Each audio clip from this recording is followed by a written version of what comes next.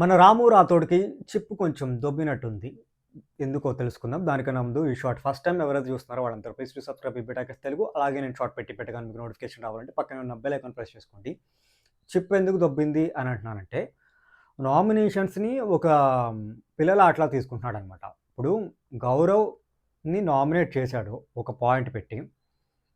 ఆ పాయింట్ పెట్టి నామినేట్ చేసినప్పుడు, నామినేషన్ చేస్తే హౌస్ నుంచి బయటికెళ్ళిపోవడానికే ప్రక్రియ. నామినేషన్ ప్రక్రియ. సో, ఇది అందరికీ తెలిసిన విషయమే.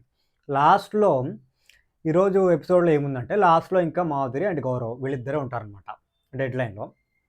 మన రాము రాథోడ్ పరిగెత్తుకుంటా ధనుష్ దగ్గరికెళ్ళి, "అక్క, అక్క, అక్క ప్లీజ్ అక్క ఎలాగైనా కాపాడక్క. ప్లీజ్, ప్లీజ్, ప్లీజ్ గౌరవ్‌ని ఎలా అయినా కాపాడక్క. గౌరవ్ ఉండాలి" అంటది. తనూజ అంటుంది, "నువ్వు చెప్పే సజెషన్ నార్మల్‌గా చెప్పొచ్చు కదా! మరి నామినేట్ ఎందుకు చేసావు? నువ్వు నామినేట్ చేయడం ఎందుకు? ఇప్పుడు మళ్ళీ సేవ్ చేయండి నన్ను అడగడం ఎందుకు?" అని అడిగింది మొహం మీదే. సో, అది కూడా కరెక్టే గదా! నామినేట్ చేయడము ఎందుకు? మళ్ళీ ఇప్పుడు ఎళ్ళిపోతుంటే బాధపడడం ఎందుకు? సో, రాము రాథోడ్ ఒక్కడే నామినేట్ చేయడం వల్ల గౌరవ్ నామినేషన్స్‌లోకొచ్చాడు. అది అందరికి తెలిసిన విషయమే. మరి అప్పుడు నామినేట్ చేయడం ఎందుకు? ఇప్పుడు రిక్వెస్ట్ చేసుకోవడం ఎందుకు?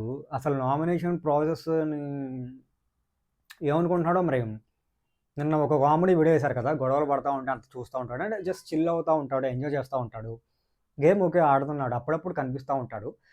బట్ తెలీదు. అంటే నామినేషన్ ప్రాసెస్ ఒక పెద్ద ప్రాసెస్ కదా! హౌస్ నుంచి బయటికి పంపించేయాలి అనేది. గౌరవ్ కూడా సేమ్ దానికే ఫీల్ అయ్యాడు. బ్రదర్, బ్రదర్, తమ్ముడు, తమ్ముడు అనుకున్నాను. వచ్చి నాకేసాడు రీజన్ అని. ఎందుకంటే రాము సేఫ్ గేమ్ ఆడుతున్నాడు. వేరే వాళ్ళందరినీ ఎవరి మీద ఎయలేక వాళ్ళొచ్చి తిడతారు. స్టాండ్ తీసుకోలేడని తెలిసి లాంగ్వేజ్ రాని గౌరవ్‌కి నామినేషన్ ఏసాడు.